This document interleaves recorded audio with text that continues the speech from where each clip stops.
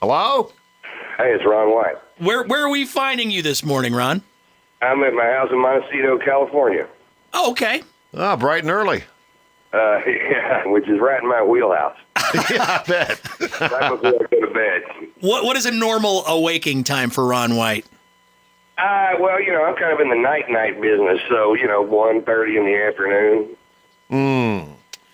I mean, my wife's a singer-songwriter, and I'm a comedian, and we work at night, so, we have our schedule adjusted where we sleep. We're kind of like, vampire-ish. Mm-hmm. Trust me, we appreciate you getting up bright and early for us. We do. Friday night, you're going to be at the US Cellular Center here in Cedar Rapids. Everybody's looking forward to this show. Yeah, it's been, I guess, almost 2.5 years since I've been to Cedar Rapids, and I remember I had a lot of fun. That last time I was there, I was offered a three-way, and I turned it down because it was one of those deals where it was two dudes and me. Like, I don't even watch 2.5 Men. Probably a good call, Ron. So your tour is behavioral problems. I assume you're talking about all kinds of challenges that you've had over the years. Yeah, it has been a challenge to get to 54 years old. I feel pretty lucky. Yeah, behavioral problems is something I embrace about myself. I used to every once in a while I'd beat myself up about it, but now I just own it. Yeah. I'm just not perfect. When you were a student in school, of course, back in the day, they didn't really do as good a job as they do now about helping those of us with some behavioral problems. Yeah, they used to beat me to death. Yeah. And, of course, you came up in Texas where they corporal punishment probably a little bit more prevalent. Yeah, I guess that's pretty rare these days. I don't know. My son's just getting out of college, but I don't think they would hit him for any reason. I would, but... Ron White, actor, comedian, author. You've had recent appearances in, Reno 911, also Sex and the City 2, and also your book, which I love the title of. I had the right to remain silent, but I didn't have the ability. Yeah, that's true. And I'm also in a new Billy Bob Thornton movie. That's Really? That's the only important film I've ever done, and we're starting to shoot it next week. It's called Jane Mansfield's Car, and I play a guy named Neil Barron, who's a two-time ex-Pro Bowler defensive end who owns 6 car dealerships in the greater Atlanta area, new and used, and can't quit talking about himself. That's awesome. That's going to be great working with Billy Bob. Yeah, I can't wait. He's a buddy of mine, and he told me years ago, he said, I'm going to put you in a movie. Then one day he called about 9 months ago. He said, I got the script finished. Here it comes.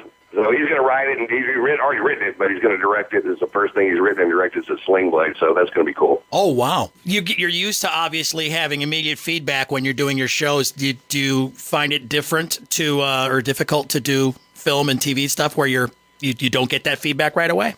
It's boring. Yeah. I mean, it takes forever to do it. I mean, most people have no idea what it takes to make a movie, and if they did, it probably wouldn't matter. But still, they shoot it from every angle. It's worse than television. I mean, television, the days are 15 hours. In movies, you don't know. Mm-hmm. Because if they have a chance to get the shot, you stay there till they get it, and they have to do point of view over everybody's shoulder. So you have 5 people in the scene. You might do a scene 50 times to get all the shots they need. It's got to be perfect from every angle, so it's just difficult to do. How often are you putting together new material also, Ron? Because obviously at your point in your career, everybody, has stuff they want to see, and, there's stuff that you still want to use and don't want to use maybe. But how often are you trying to turn things over and write new stuff and work on things?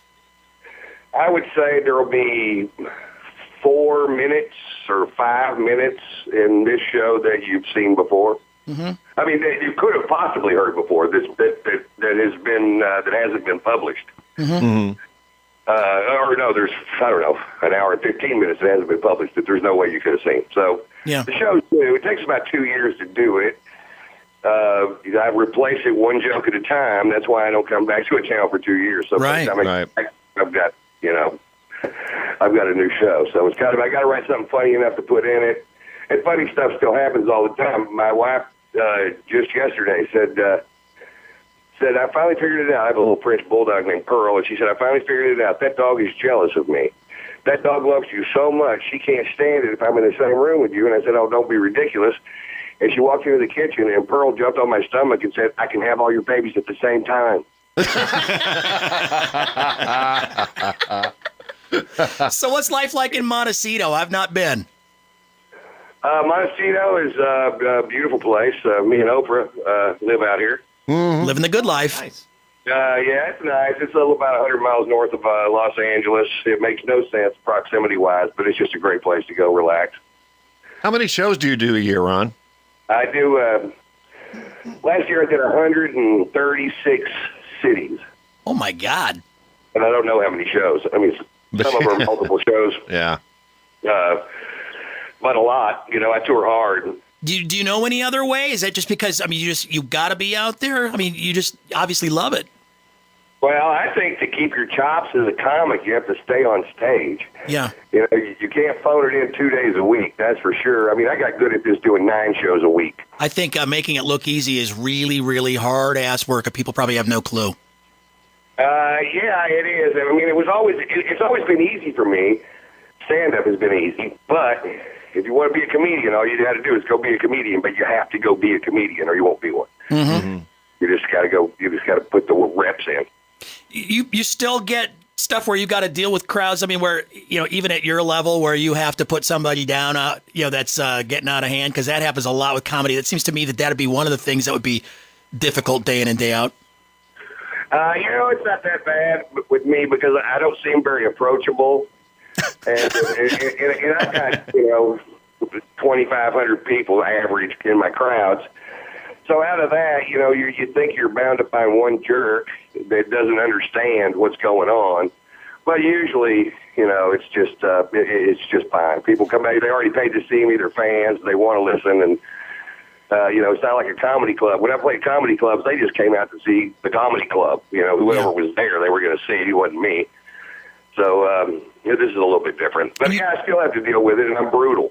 You still have, you've got such a beautifully defined and clarified character. What are some things that just in your personal life that would maybe surprise us that you do that are not Ron White on stage?